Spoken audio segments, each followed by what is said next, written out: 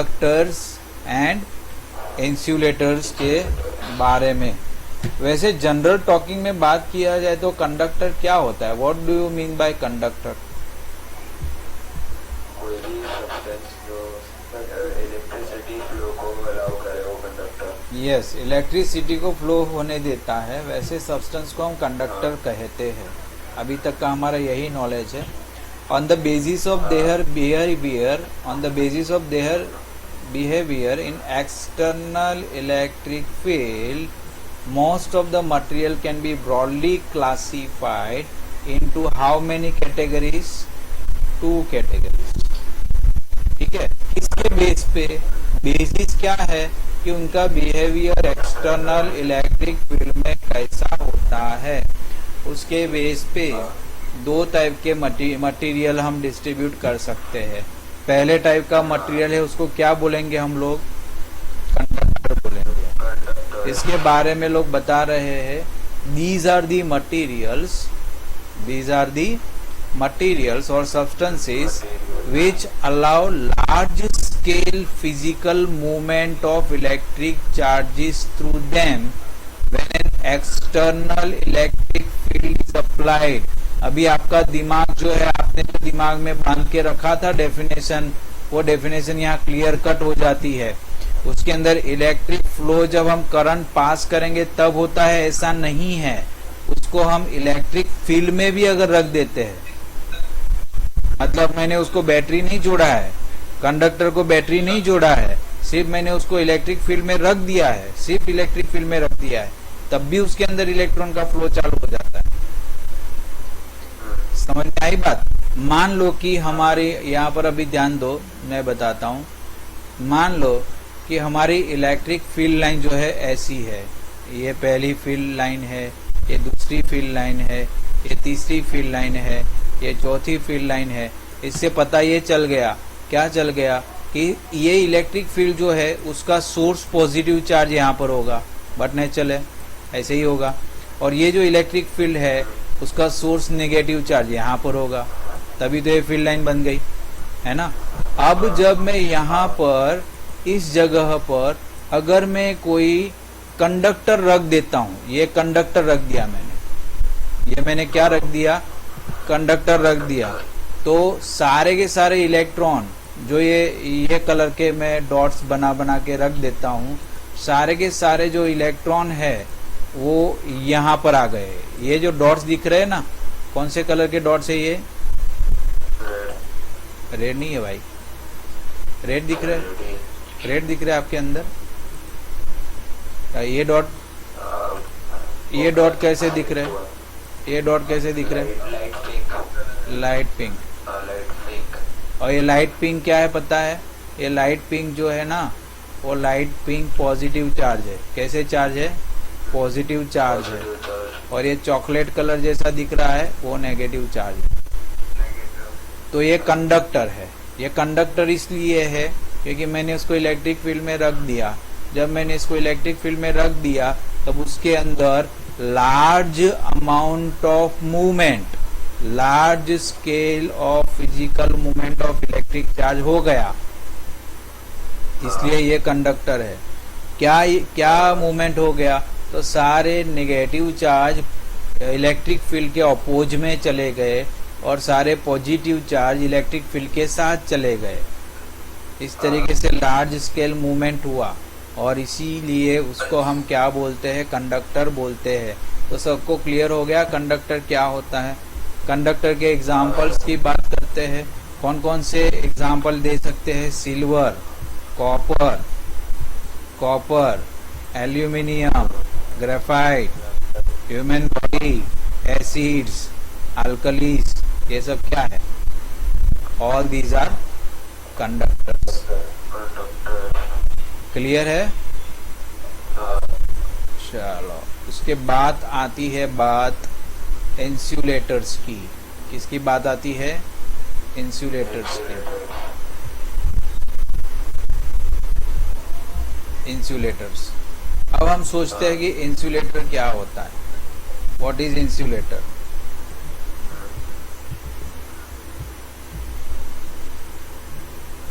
Insulator क्या होता है?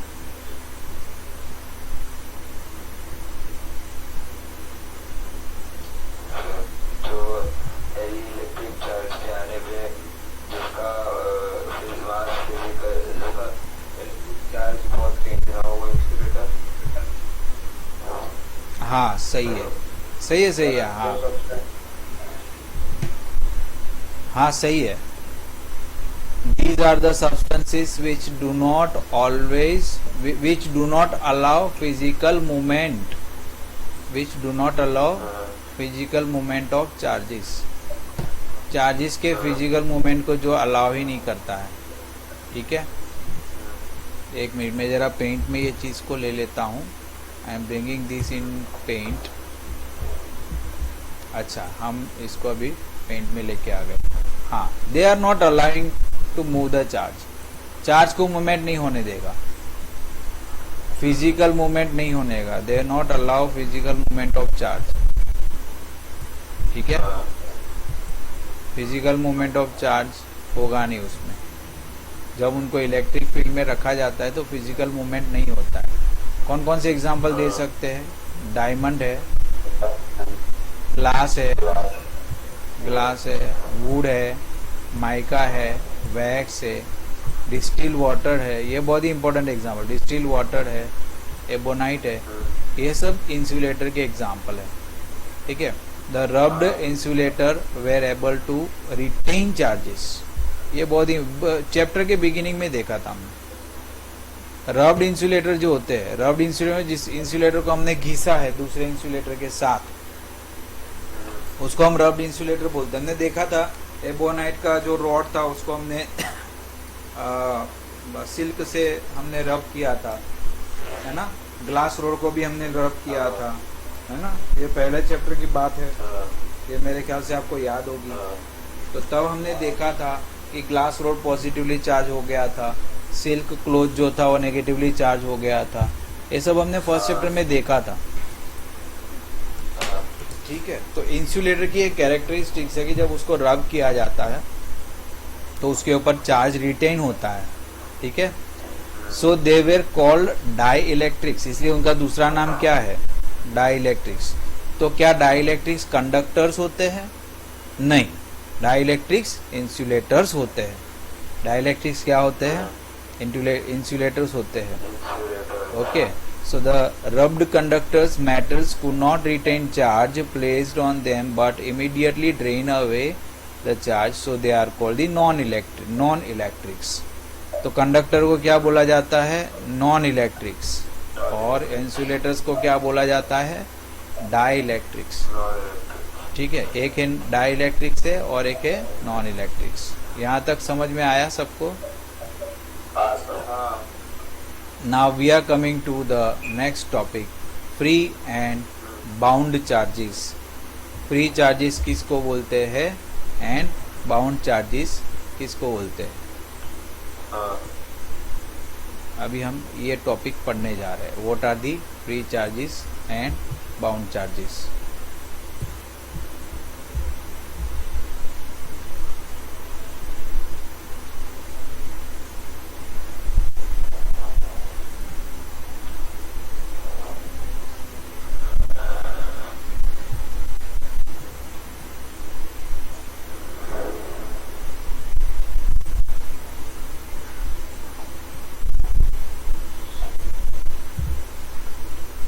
ठीक है,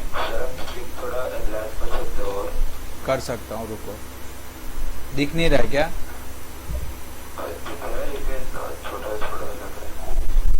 ओके, चलो इसी को पढ़ लेते हैं।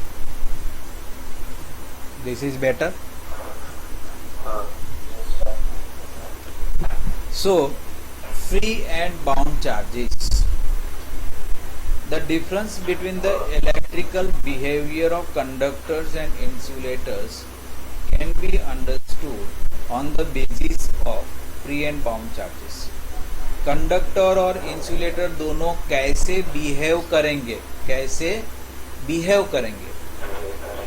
हाँ, कहाँ पर? जब उनको इलेक्ट्रिक फील्ड में डालेंगे तब।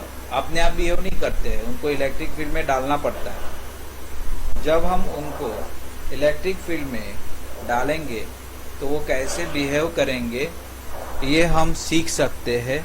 कब सीख सकते हैं?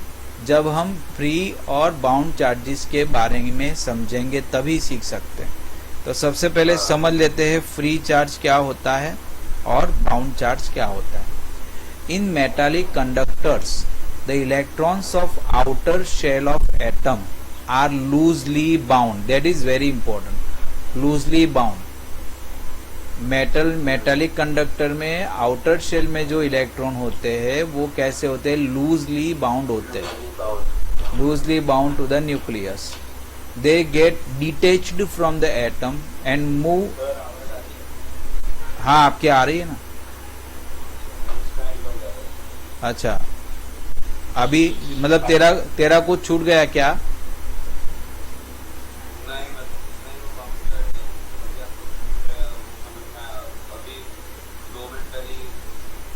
हाँ, कोई बात नहीं, ये थोड़ा नेटवर्क का प्रॉब्लम रहता है बहुत बार। अच्छा, आप अभी वो सर के साथ जूम पे पढ़ते हो ना, शुभम, बायोलॉजी? हाँ, और ये केमिस्ट्री भी आप दोनों जूम से ही पढ़ते हो ना? तो उसकी कनेक्टिविटी और ये गूगल मीट की कनेक्टिविटी में कौन सा ज़्यादा सही रहता है? गूगल मीट सही लगता है क्या? क्योंकि मेरे पास उनका आवाज का दिक्कत बहुत होता है, वो कभी कभी बोर्ड पे लिखते हैं ना तो फिर समझ में नहीं आता कि वो क्या बोल रहे हाँ।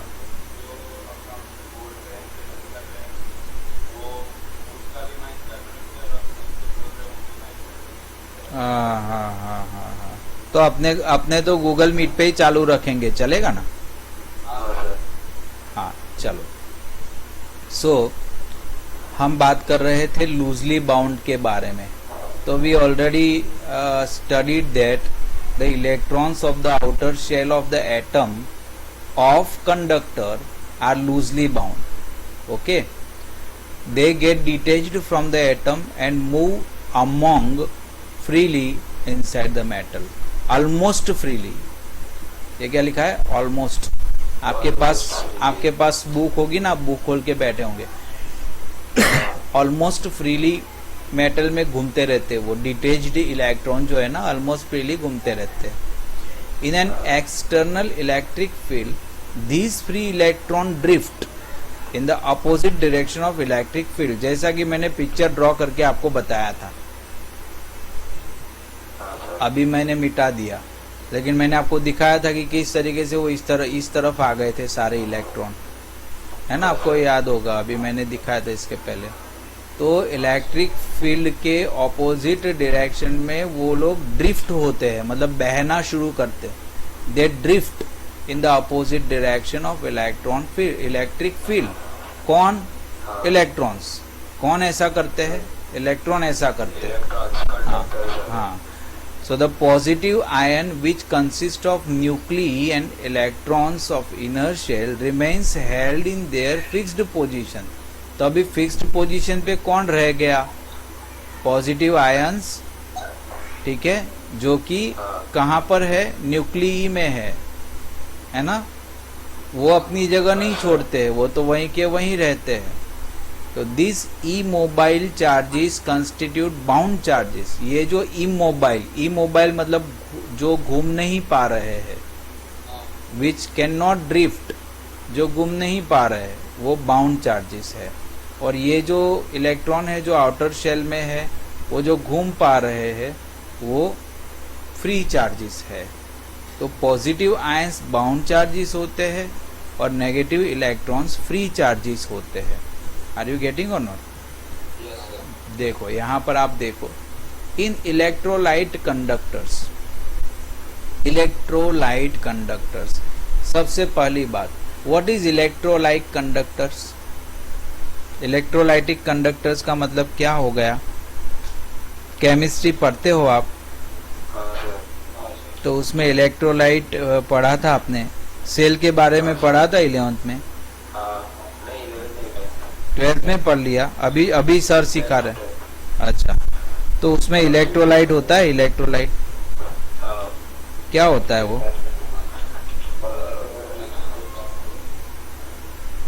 टर्मिनल रहते हो जैसे इलेक्ट्रिसिटी होते हो उससे इलेक्ट्रिसिटी फ्लो होती है। Exactly, they are solutions, right. वो लिक्विड सॉल्यूशंस होते हैं और उसमें से इलेक्ट्रिसिटी फ्लो होती है। तो इलेक्ट्रोलाइट में positive ion and negative ion दोनों ही फ्री चार्ज है। They are charge carriers. वो यहाँ वहाँ घूमते रहते हैं पूरे इलेक्ट्रोलाइट में, है ना। However, their movement are restricted by external electric field and electrostatic forces between them. लेकिन उनकी मूवमेंट जो है वो रेस्ट्रिक्टेड होती है, वो कैसे ही घूम नहीं सकते।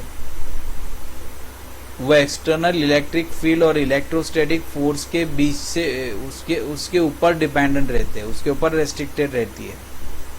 तो यह है इलेक्ट्रोलाइट कंडक्टर्स, जिसमें मोबाइल चार्जेस दोनों है, फ्री चार्जेस दोनों है। पॉजिटिव चार्ज भी फ्री है और नेगेटिव चार्ज भी फ्री है। किस में? इलेक्ट्रोलाइट कंडक्टर में। But what about insulator? In insulator the electrons are tightly bound to the nuclei and can not detached from the atom. Atom से अलग नहीं हो सकता है इलेक्ट्रॉन, वो टाइटली बाउंड है। That is the charges in insulators are bound charges. Insulator में सारे के सारे चार्जेस, पॉजिटिव चार्ज हो या नेगेटिव चार्ज हो, सारे के सारे चार्जेस कैसे है? बाउंड चार्जेस है, ठीक है। Due to the absence of free charges insulators are poor conductors of electricity. तो हमने 3 टाइप के सब्सटेंसेस देखे। हमने कंडक्टर की बात करी। कंडक्टर में हमने ये देखा कि इलेक्ट्रॉन्स जो होते हैं आउटर शेल में, वो आउटर शेल में इलेक्ट्रॉन्स होते हैं, वो ड्रिफ्ट होते हैं एक जगह से दूसरी जगह पर। कहाँ पर? मेटल के इनसाइड द मेटल वो ड्रिफ्ट होते हैं। So they are free charges. जबकि पॉजिटिव आयंस जब न्यूक्लियस में बने रहते हैं, they are not moving in the metal. So वो क्या है? वो बाउंड चार्जेस है। वो कैसे चार्जेस है? Bound charges. लेकिन इलेक्ट्रोलाइट्स में तो हमने क्या देख लिया?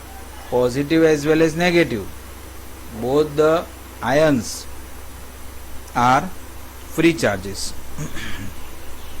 जिसको हम चार्ज करियर्स भी बोलते हैं।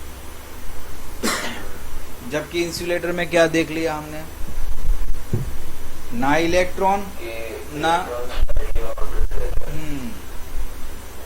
तो पॉजिटिव चार्ज भी फ्री चार्ज नहीं है और नेगेटिव चार्ज भी फ्री चार्ज नहीं है,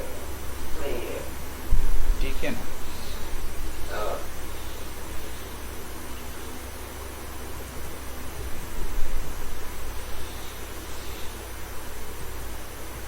फॉर योर नॉलेज वाला पोर्शन पढ़ो तो देव, पहला पार्ट।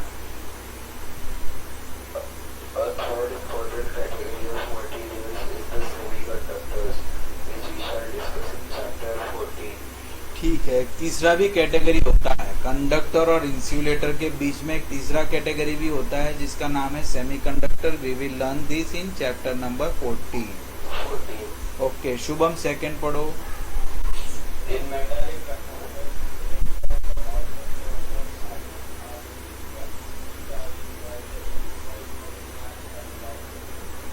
मेटेलिक कंडक्टर की बात करी है।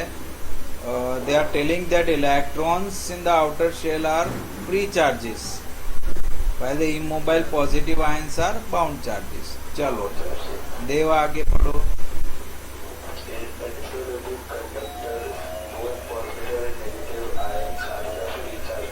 हाँ, electrolytic conductors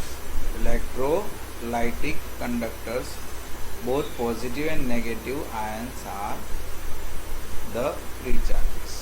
Okay, next Shubham.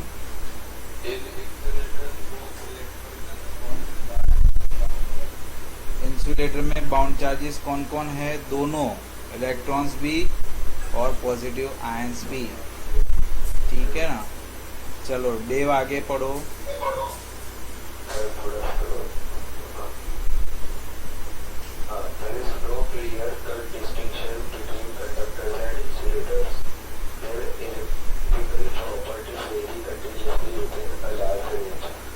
For example, electric properties between the metal and the glass may be as high as 10 raised to the power 20.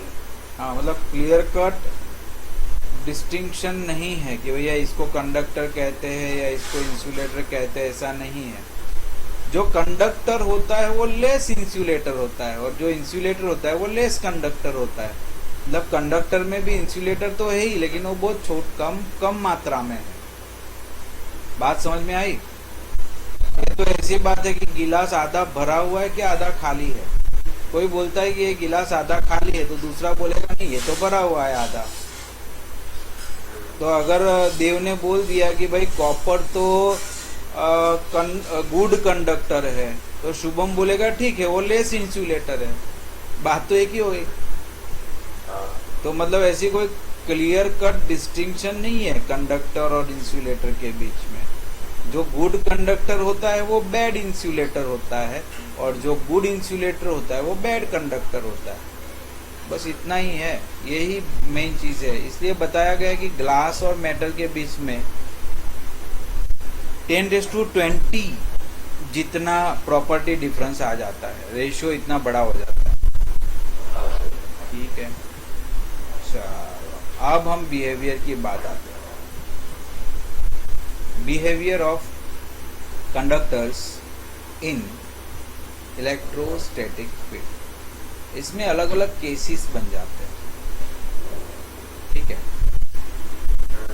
When placed in electrostatic field, the conductors show the following properties. सबसे पहली property, net electrostatic field is 0 in the interior of the conductor. Conductor के अंदर कोई electric field नहीं रहता है। देखो ये फिगर दिख रही है आपको? इस फिगर में दो प्लेट है, ये एक प्लेट है। अभी ये प्लेट नहीं, डंडी दिख रही है, स्टिक दिख रही है, बट ये स्टिक नहीं है, प्लेट है। ठीक है, we are not observing the 3-dimensional figure, that's why we can see it as a stick, but it is not a stick, it is a sheet, big sheet. और यहाँ पर भी, हाँ यहाँ पर भी ये भी क्या है, एक प्लेट है। इस प्लेट को हमने पॉजिटिवली चार्ज कर दिया है। We have made this plate positive and we have made this plate negative. So the field is, external field is from positive to negative. So we have drawn certain field lines. Now I am putting a conductor in this electric field. As you know that conductor has free electron charges. So they start moving from negative, मतलब in opposite direction of external electric field. That is, they move from right to left and they accumulated at the left hand side.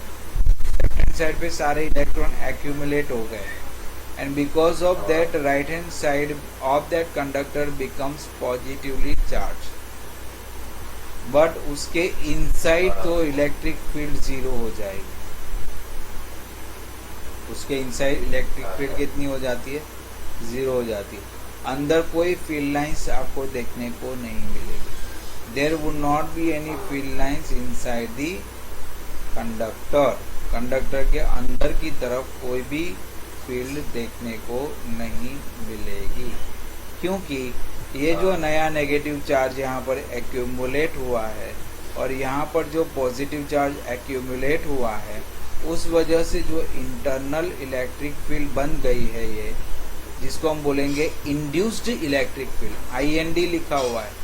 Induced electric field जो बनी है वो right to left बनी है और external electric field जो है वो लेफ्ट टू राइट है। वो दोनों एक दूसरे को नलीफाई कर देते हैं। सो रिजल्टिंग फील्ड क्या हो जाता है? 0 हो जाता है। समझ में आया? क्योंकि एक्सटर्नल फील्ड को इंटरनल फील्ड खा जाती है, इंड्यूस्ड फील्ड खा जाती है, मतलब डिस्ट्रॉय कर देती है। Therefore there is no electric field inside the conductor. ये पहली बात हो गई। इसको पढ़ने की कोशिश करते हैं, बहुत ज़्यादा डार्क ही है लेकिन हम यहाँ पर पढ़ने की कोशिश करते हैं। Charges are induced on right and the end of the conductor. The process continues till the electric field E induced set up by the induced charge become equal and opposite to the E external. So the net field कितना हो जाएगा? E is equal to E external minus E induced, और दोनों equal and opposite होने की वजह से cancel हो गए और फील्ड कितना हो गया? 0 हो गया। हाँ चलो सेकेंड देव आप पढ़ो।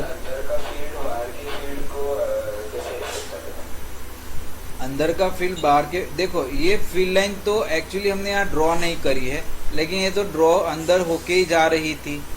हमने ड्रॉ क्यों नहीं करी?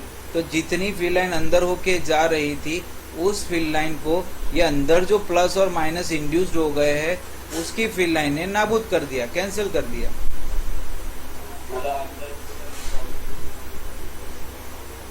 हाँ मैं आपको दिखाने की कोशिश करता हूँ, देखिए आप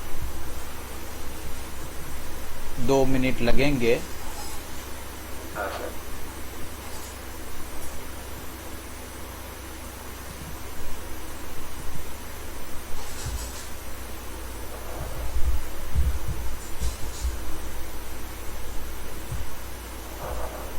सी मान लो कि मैं ब्लू कलर से ड्रॉ करता हूँ जो एक्सटर्नल फील्ड है।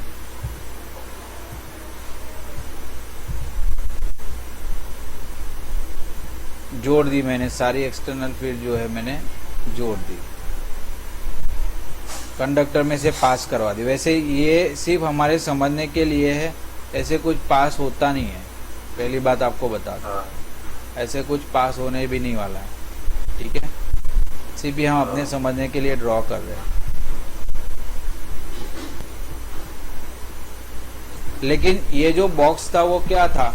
ये कंडक्टर था, और कंडक्टर होने की वजह से सारे के सारे जो इलेक्ट्रॉन है, मैं ब्लू कलर से इसको ड्रॉ कर रहा हूँ, इलेक्ट्रॉन को मैं इलेक्ट्रॉन को ब्लू कलर से ड्रॉ कर रहा हूँ। ये सारे यहाँ पर सेट हो गए, सारे इलेक्ट्रॉन यहाँ पर ऐसे ऐसे सेट हो गए।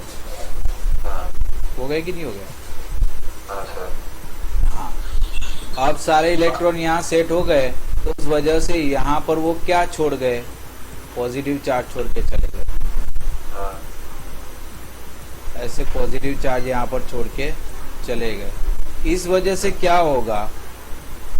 आपने एक्सटर्नल बाहर देखा, बाहर आपने देखा कि भैया बाहर पॉजिटिव यहाँ पर है और नेगेटिव यहाँ पर है, तो फील्ड लाइन जो है वो लेफ्ट से राइट जा रही है।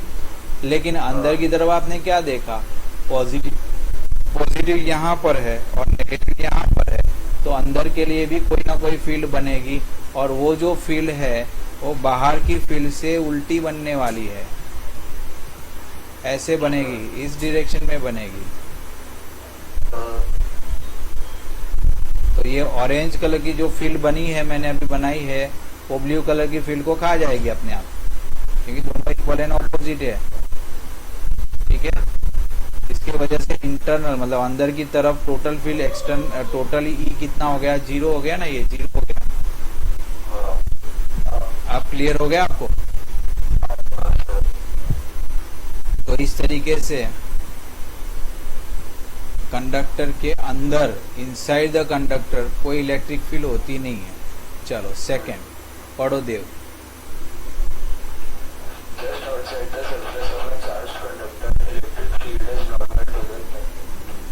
नॉर्मल, हाँ पढ़ो।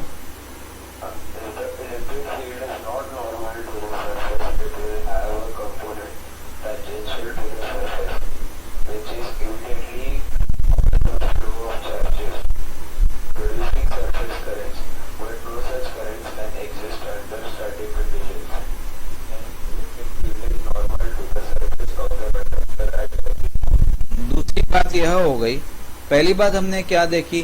पहली बात हमने देखी कि इनसाइड कोई भी फील्ड नहीं होती है। अब दूसरी बात हमें क्या देखना है कि हम कंडक्टर के सरफेस पे खड़े होके देख रहे हैं और चेक कर रहे हैं कि भाई इलेक्ट्रिक फील्ड लाइंस कहाँ दिख रही है। तो आपको पता चलेगा या तो वो अंदर आ रही है या बाहर जा रही है। देखो इस वाली सरफेस में वो अंदर की तरफ आ रही है और इस वाली सरफेस में वो बाहर जा रही है। तो ये अंदर आने वाली हो चाहे बाहर आने वाली हो, वो दोनों सरफेस को कैसे होती है, परपेंडिकुलर होती है। कैसे होती है, सरफेस को परपेंडिकुलर होती है। ये आपकी क्या है, सेकंड कैरेक्टरिस्टिक्स। परपेंडिकुलर को बोलते हैं normal. Okay, so electric field is normal to the surface. Just outside the surface of a charged conductor, electric field is normal to the surface. समझने की बात है कि मान लो आपका सरफेस स्फेरिकल है, ऐसा आपका सरफेस है, और ये आपका सरफेस जो है चार्ज्ड है। मान लो ये आपका सरफेस कैसा है, मैंने उसको पॉजिटिवली चार्ज कर दिया, ऐसा मान के चलो। Suppose I have charged it positively, ये मैंने उसको पॉजिटिवली चार्ज कर दिया, ठीक है। और ये पूरा का पूरा गोला जिसको आप बोलते हैं वो पॉजिटिवली चार्ज है, हर जगह पर पॉजिटिवली चार्ज है, ठीक है। ऐसा मैंने चार्ज कर दिया कंडक्टर को, दिस इज चार्ज कंडक्टर। तो ये चार्ज कंडक्टर का जो इसके ऊपर जो इलेक्ट्रिक फील्ड लाइन बनेगा या फील्ड बनेगा वो क्या बनेगा, it is always perpendicular to the surface. ये जो फील्ड बन गई, ये फील्ड जो है परपेंडिकुलर टू द सरफेस बनेगी। अगर मैं यहाँ ड्रॉ करूंगा तो it will be like this, it will be like this, वो यहाँ परपेंडिकुलर होगा। अगर मैं यहाँ ड्रॉ करता हूँ it will be like this, वो यहाँ परपेंडिकुलर होगा, राइट। अगर मैं यहाँ ड्रॉ करता हूँ तो it will be like this.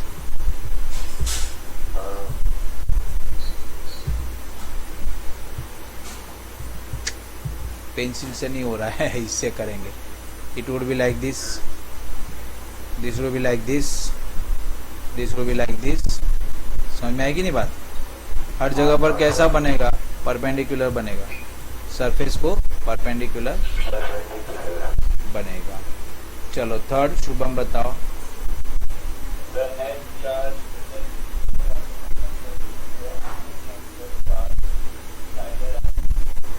The net charge in the interior of the conductor is zero. Conductor के अंदर कोई भी चार्ज नहीं होगा, नेट चार्ज जीरो हो जाएगा। And any excess charge reside on it surface, कोई भी ज्यादा चार्ज है वो उसके सरफेस पे चला जाएगा, अंदर कुछ भी नहीं रहेगा। जो भी चार्ज बचेगा, ये सब कब हो रहा है ये ध्यान में रखो, ये सब तब हो रहा है जब हम किसी कंडक्टर को कहाँ रखते हैं,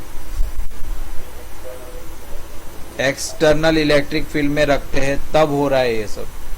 तो किसी कंडक्टर को हमने इलेक्ट्रिक फील्ड में डाल दिया तो उसके अंदर कोई भी चार्ज नहीं रहता है, और जो भी एक्स्ट्रा चार्ज हो गया वो उसके सरफेस पे सेट हो गया।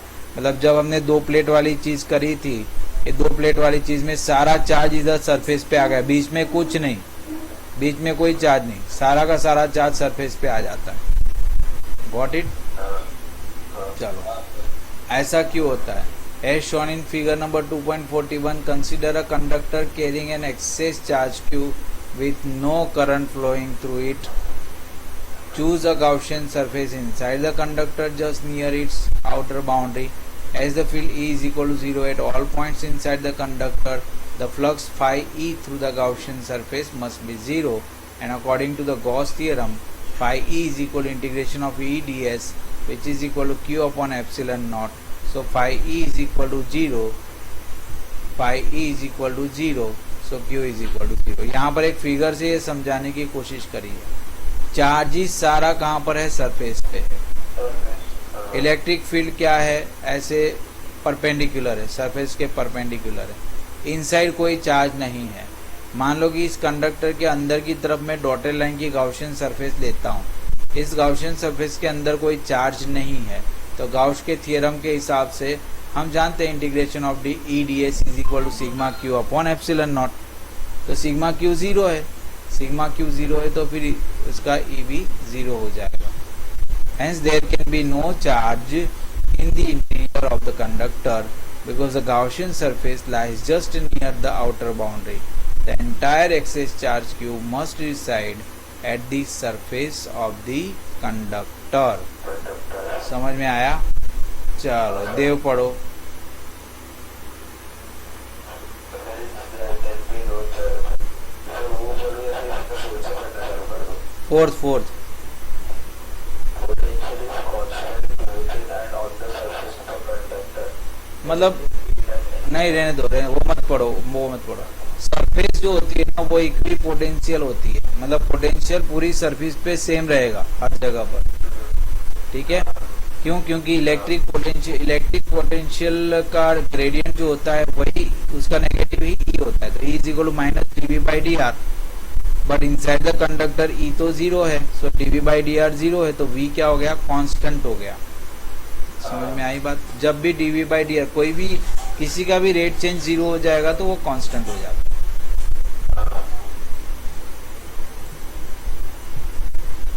Hence the electric potential is constant throughout the volume of the conductor. Conductor के अंदर पोटेंशियल कांस्टेंट रहता है, ये भी याद रखना है.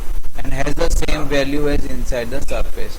Thus the surface of the conductor is an equipotential surface. अभी मैंने बात करी थी, वही बात यहाँ पर लिख दी है.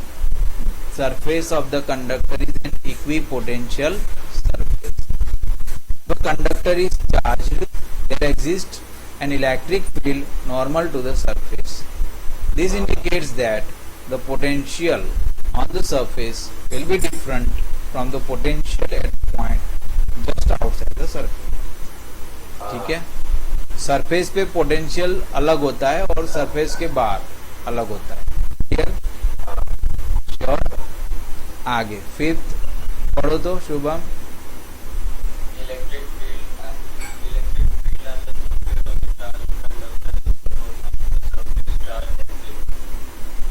सरफेस चार्ज डेंसिटी के डायरेक्टली प्रोपोर्शनल होता है. इसको कैसे समझेंगे? Consider the charge conductor of irregular shape. Let sigma be the surface charge density of any point of the surface. To determine E at that point we choose the short cylindrical Gaussian surface. यहाँ पर एक Gaussian surface assume किया है, वो कैसी है? Cylindrical है. तो सिलिंड्रिकल गाउसियन सरफेस एज्यूम कर लिया. ये सिलिंड्रिकल गाउसियन सरफेस को हम पिल बॉक्स बोलते हैं. क्या बोलते हैं? Pill box. तो ई को डिटरमाइन करने के लिए, इस पॉइंट पे ई को डिटरमाइन करने के लिए we choose a short cylindrical pill box as the Gaussian surface. About this point the pill box lie partly inside and partly outside the conductor. It can be cross-sectional area delta S and negligible height. So electric field is zero inside the conductor and just outside it is normal to the surface. The contribution to the total flux through the pillbox comes only from its outer cross section. So phi E is equal to E into delta S. Okay. Charge enclosed by the pillbox Q is equal to what? Sigma into delta S. Delta S is what? Delta S जो है ना वो pill box का एक छोटा सा area है, इतना छोटा सा एरिया, और वो छोटा सा एरिया सिग्मा से मल्टीप्लाई होगा. सिग्मा क्या है? It is surface charge density. अगर सरफेस चार्ज डेंसिटी से सरफेस का एरिया मल्टीप्लाई करेंगे तो हमें टोटल चार्ज मिलेगा. तो ये जो है क्यू की वैल्यू कितनी आ गई? Sigma delta S. Q is equal to sigma delta S. Gauss theorem क्या बताता है? Phi E is equal to Q upon epsilon naught. और क्यू की वैल्यू हमने डाल दी sigma delta S upon epsilon naught. दोनों ओर से सिग्मा डेल्टा एस कैंसिल हो गया, तो ई की वैल्यू कितनी आ गई? Sigma upon epsilon naught. As E points normally outward, so we write E is equal to sigma upon epsilon naught n cap. where n cap is a unit vector normal to the surface in the outer direction. समझ में आ गई बात? समझ में आया? चलो देव 6 पढ़ो. Electric field is zero in the cavity of a hollow charged conductor. क्या समझ में आया? कि अगर एक charged conductor के खोखला है तो उसका electric field zero होगा. Inside it, अंदर के खोखले में घुस जाओ तो वहां पर इलेक्ट्रिक फील्ड जीरो होता है. फिगर के साथ समझाया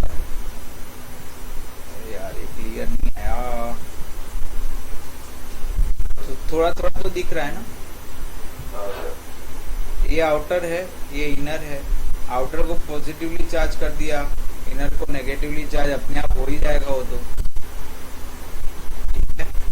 तो इसलिए इनसाइड इट जीरो हो जाएगा। तो inside the cavity, imagine a Gaussian surface. यहाँ पर एक गाउसियन सरफेस को इमेजिन किया जाए। Imagine the Gaussian surface inside the conductor quite close to the cavity। Cavity के एकदम नजदीक की बात करेंगे। Everywhere inside the conductor E is equal to 0. So by Gauss theorem, charge enclosed by the Gaussian surface is 0. So E is equal to 0, और इस वजह से Q is also 0. Consequently, the electric field must be 0 at every point inside the cavity. So Q is equal to 0, implied E is equal to 0. Entire excess charge plus Q lie on the surface। पूरे का पूरा charge जो है surface पे लाई करेगा। समझ में आई बात? हाँ सर। इसी के ऊपर से एक बात निकल के आती है, इलेक्ट्रोस्टैटिक शील्डिंग। इलेक्ट्रोस्टैटिक शील्डिंग जो है ना, वो एग्जाम में बहुत बार पूछा गया है। शुभम पढ़ो।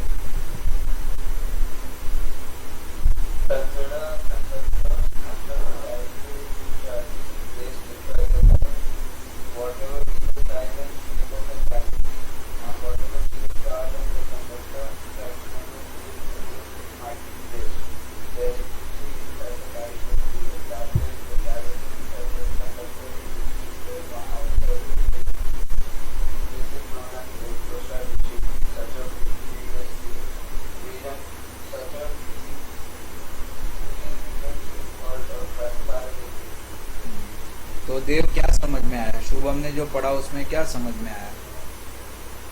कि अगर एक कंडक्टर रहेगा जिसके जो अंदर से खाली रहेगा और कोई भी चार्ज उसके अंदर प्लेस नहीं रहेगा, तो साइडों से उससे फर्क नहीं पड़ेगा, ऊपर तो अंदर के होलोनेस से, और कंडक्टर के चार्ज से फर्क नहीं पड़ेगा या फिर किसी से फर्क नहीं पड़ेगा। अगर उसको इलेक्ट्रिक फील्ड में रखेंगे तो भी अंदर के कैविटी का चार्ज जीरो ही रहेगा। हाँ, there should not be any charge inside the cavity। और इस कैविटी को क्या कहा जाता है? फेराडे केज, है ना। This phenomena of making a region free from any electric field is called electrostatic shielding. मतलब किसी रीजन को इलेक्ट्रिक फील्ड से अलग कर देना, इलेक्ट्रिक फील्ड नहीं आने देना, उसको हम क्या बोलते हैं? Electrostatic shielding. It is based on the fact that electric field vanishes inside the cavity of hollow conductor। ठीक है ना। चलो देव पढ़ो, इसके एप्लीकेशंस क्या है? पहला एप्लीकेशन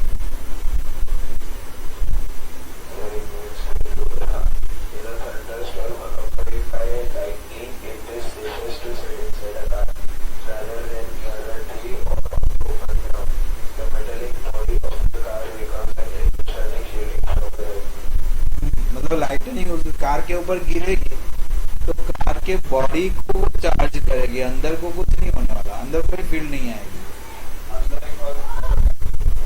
हाँ, कैविटी बन जाता है तो अंदर के लोग सेफ हो गए। चलो सेकंड शुभम पढ़ो।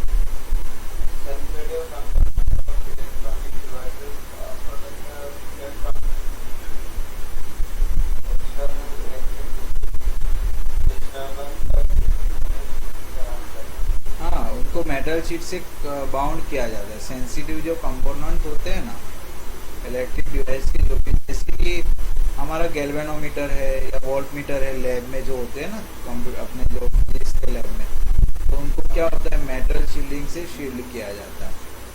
ठीक है, चलो देव थर्ड पढ़ो।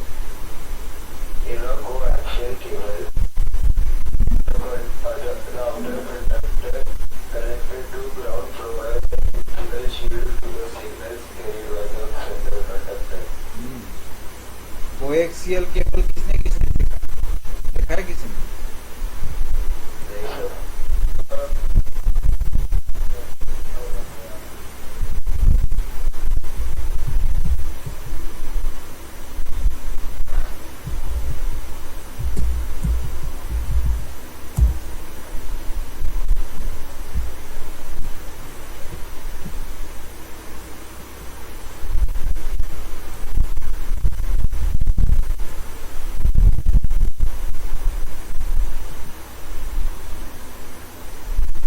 ये सारे कोएक्सियल केबल है।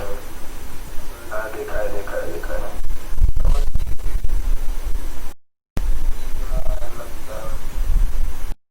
स्क्रीन काट रही है। क्या हुआ? पहले स्क्रीन कास्ट और मॉडिफाई कर रही है इसको यूज करके। हाँ, इसमें देखो अंदर एक कंडक्टर है, फिर एक डाइलेक्ट्रिक रखा हुआ है और फिर कंडक्टिंग शील्ड रखा हुआ है। तो ये कंडक्टिंग शील्ड जो है ना, ये अर्थ के लिए है, और ये जो इंटरनल जो कैरियर है वो मेन है। शील्ड किया जाता है एक्सटर्नल फील्ड से। ये बड़ा हो गया फिगर।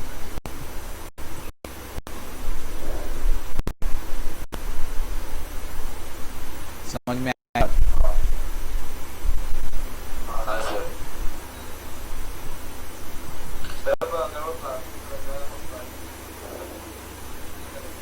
नहीं, वो प्लास्टिक इसीलिए लगाया है कि वो एक्सटर्नल जो दूसरा जो है, ये देखो मैं थोड़ा उसको बड़ा करने की कोशिश करूंगा। देखो, हाँ शुभम, क्या पूछा है? ये व्हाइट कलर का प्लास्टिक, बोलो। नहीं सर, वो ब्लैक कलर का हाँ, आउटर प्लास्टिक, हाँ ठीक है।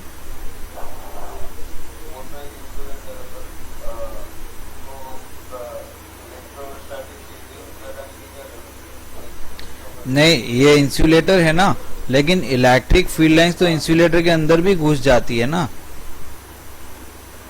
इलेक्ट्रिक फील्ड, अभी मान लो कि ये आपका केबल कनेक्शन वाला केबल है, मान लो ये आपका कौन सा केबल है, केबल कनेक्शन वाला, और इसको आपकी छत से घर में आते आते मान लो कभी इलेक्ट्रिक वायर टच हो गई कि इधर कनेक्ट हो गई, तो फिर आपके टीवी में तो आपका जो ब्रॉडकास्टिंग हो रहा है वो तो सही होगा नहीं।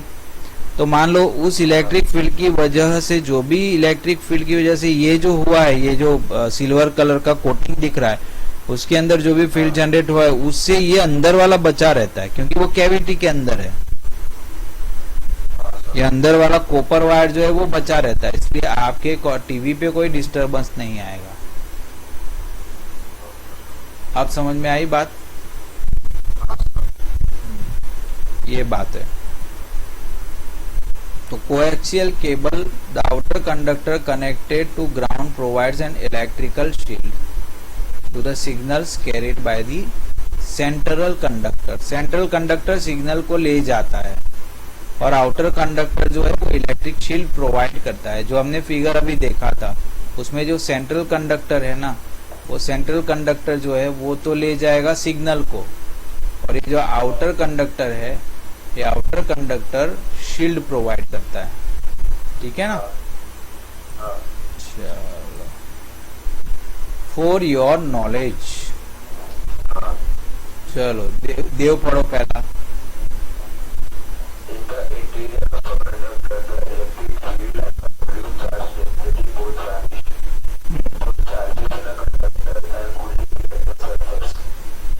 क्या समझ में आया शुभम?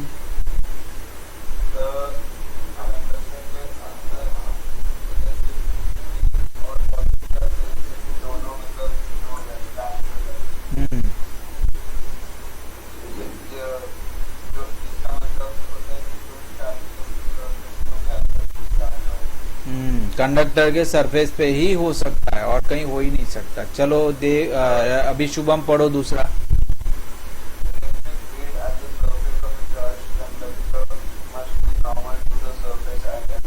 ठीक है, ये तो हमने पढ़ लिया। चलो देव पढ़ो।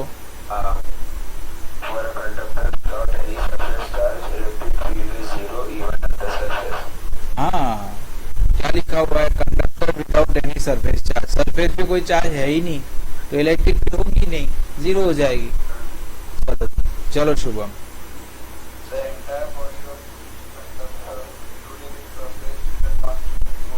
हाँ, पूरे बॉडी का और सरफेस का पोटेंशियल कांस्टेंट रहता है। चलो देव।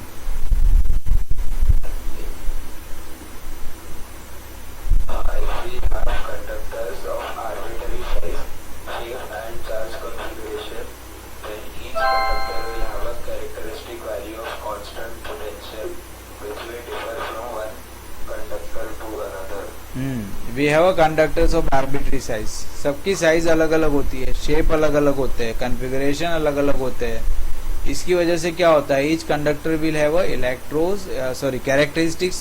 Characteristics value of constant potential, उसके पोटेंशियल कांस्टेंट रहते हैं, अलग अलग पोटेंशियल रहते हैं, विच में differ from conductor to conductor.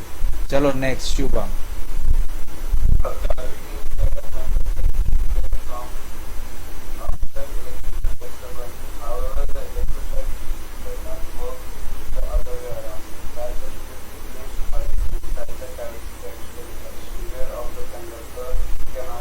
Exactly, ये बहुत ही इम्पोर्टेंट बात बता दी, ये बहुत ही क्या क्या समझ में आया थे आपको इससे?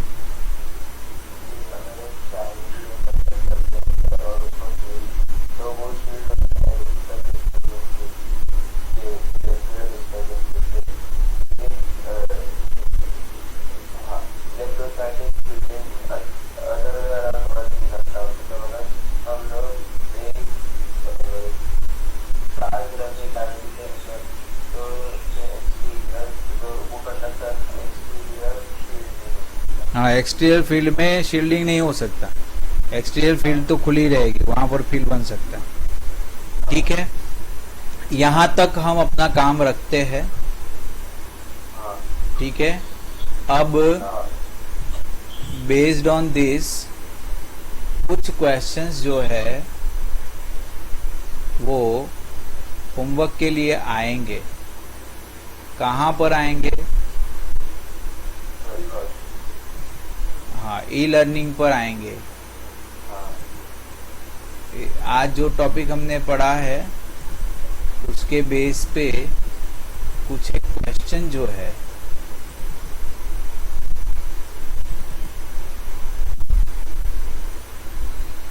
वो आएंगे।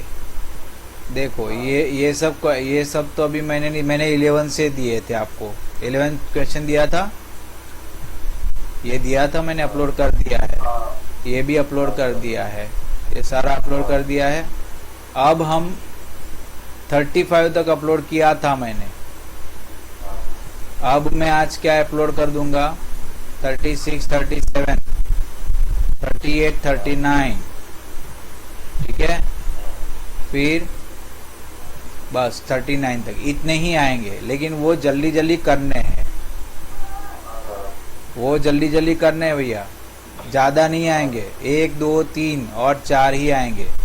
चलो ये 39 भी नहीं रखेंगे क्योंकि वो ख़त्म हो गया, अभी पूछते नहीं है, ये वैल्यू बेस्ड क्वेश्चन है, ये पूछते नहीं है, इसलिए 39 नहीं रखूंगा। लेकिन कितने हो गए? 3। पहला 36 नंबर का क्वेश्चन क्या है, why is the potential inside the hollow spherical charge conductor constant and has the same value as the outer surface, मतलब इट्स अ सरफेस, तो आप लिख सकते हो। 37, a hollow metal sphere of radius 5 centimetre is charged such that the potential on its surface is 10 volt, what is the potential at the centre, तो centre पे भी 10 volt ही होगा। ये दोनों 1 मार्क के है, इसमें ज़्यादा कोई दिमाग नहीं लगाना। अब ये 3 मार्क का है, शो दैट द कैपेसिटेंस, ये अभी नहीं पूछूंगा क्योंकि कैपेसिटेंस अभी सिखाया नहीं है, तो 2 ही पूछूंगा, 1 मार्क वाले 2 ही होमवर्क में जाएंगे, तो आपको आज कोई होमवर्क नहीं